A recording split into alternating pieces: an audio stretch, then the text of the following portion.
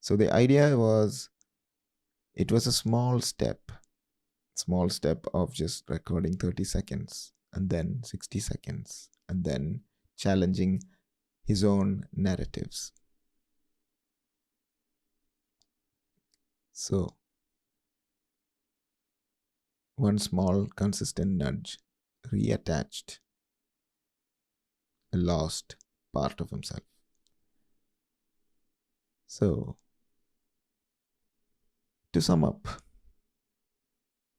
the courage is not always big. Real change often means inching forward 5% at a time. And this is practical, sustainable, and profoundly humane.